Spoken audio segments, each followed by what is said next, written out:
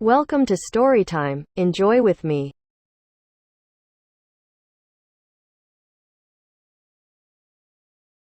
Rats, by M.R. James.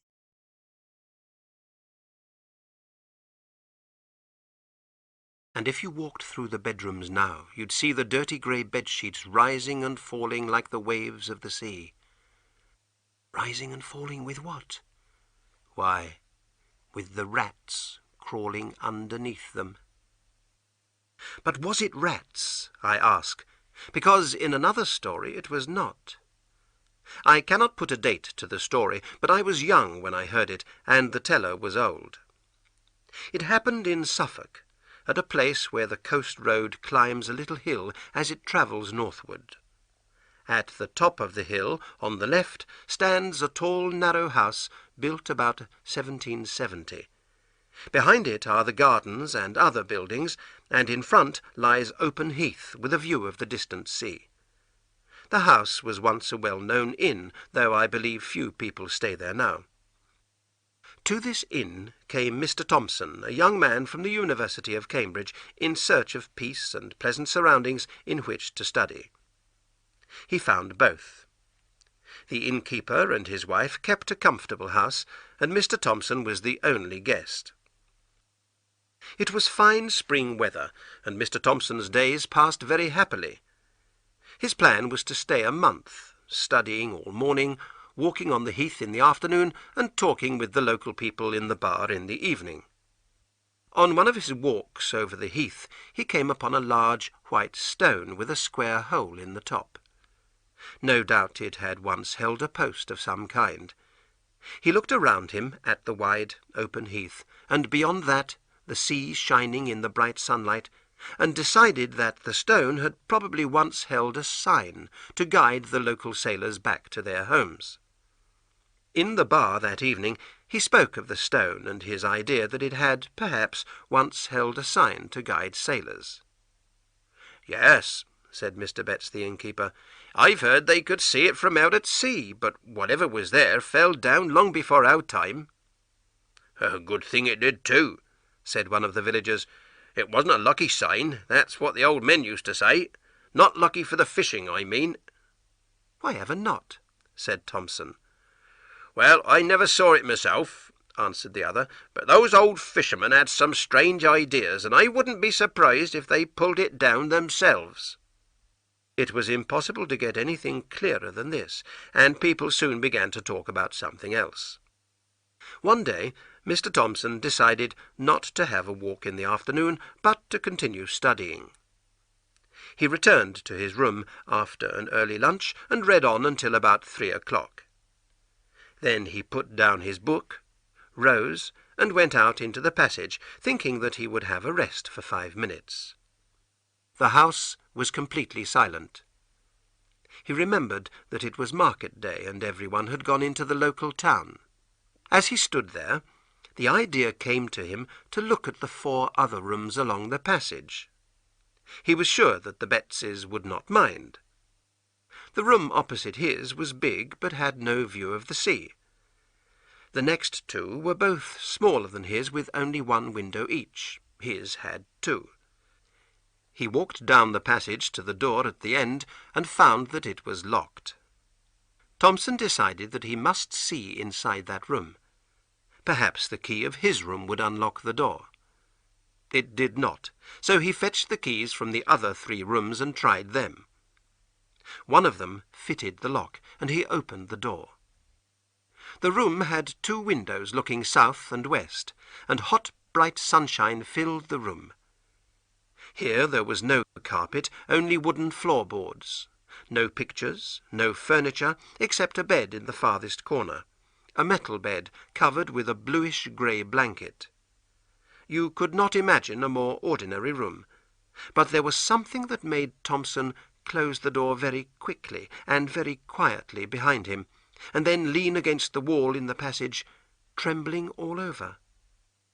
Under the blanket someone lay, and not only lay, but moved.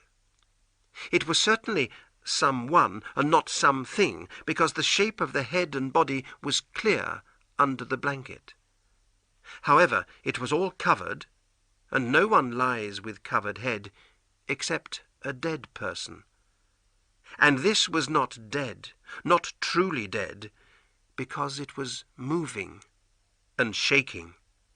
Thompson tried to tell himself that he was imagining things, but on this bright, sunny day that was impossible. What should he do? First, lock the door again. With a trembling hand he turned the key in the lock, but as he did so it made a little noise, and at once soft footsteps were heard coming towards the door. Thompson ran to his room and locked himself in, although he knew it was useless.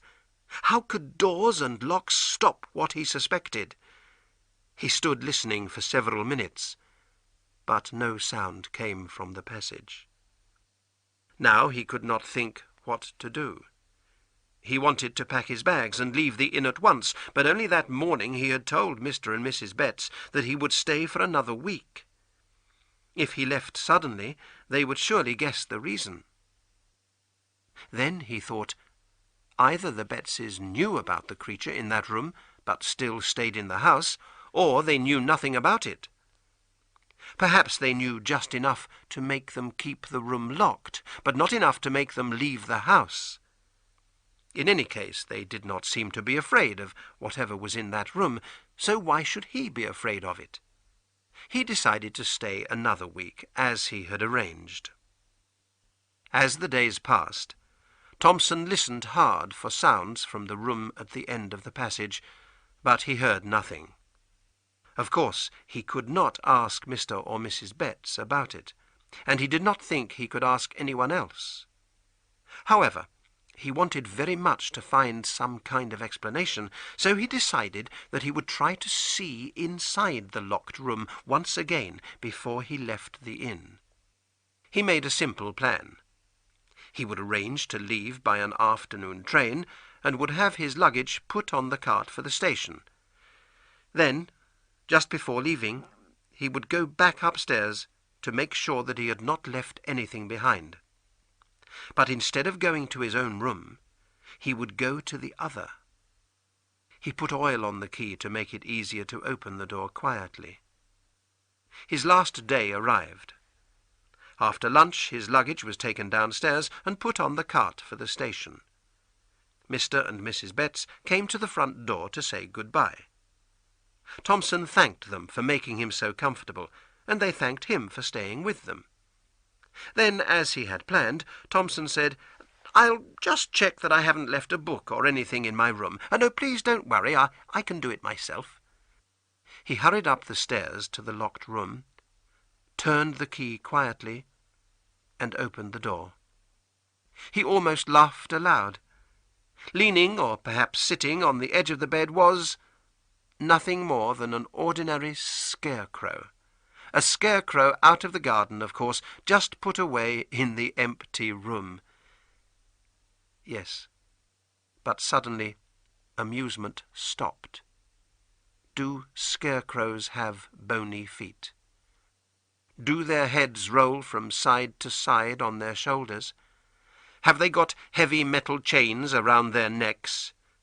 Can they get up and move across the floor with rolling head and arms close at their sides, and shake with the cold?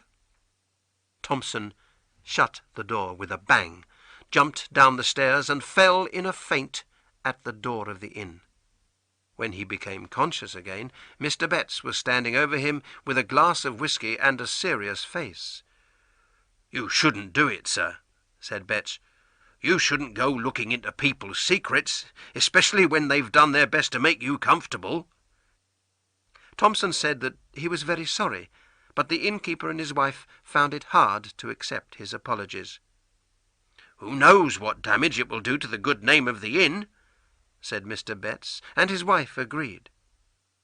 At last Thompson managed to make Mr. and Mrs. Betts believe that he would not say anything about what he had seen. By that time he had missed his train, but he decided to go into town and spend the night at the station hotel. Before he went, Mr. Betts told him what little he knew. "They say he used to be the innkeeper here many years ago, and he worked with the thieves who robbed and murdered travellers on the heath. That's why he was hanged, in chains, they say, up at the gallows on that white stone you saw. Yes, the fishermen pulled the gallows down, I believe, because they saw it out at sea, and they said it kept the fish away. We heard all this from the people who sold us the inn. You keep that room shut up, they said, but don't move the bed out, and you'll find there won't be any trouble. And we haven't had any trouble.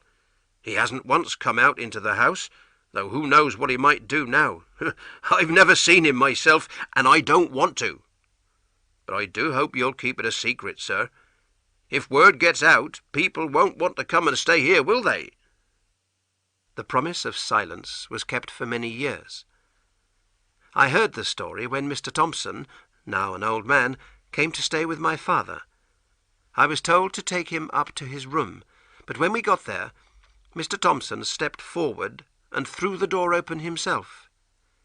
He stood there in the doorway for some moments, looking carefully into every corner of the room. Then he turned to me. "I beg your pardon," he said. "A strange way to behave, I know, but there is a very good reason for it." A few days later, I heard what the reason was. And you have heard it now.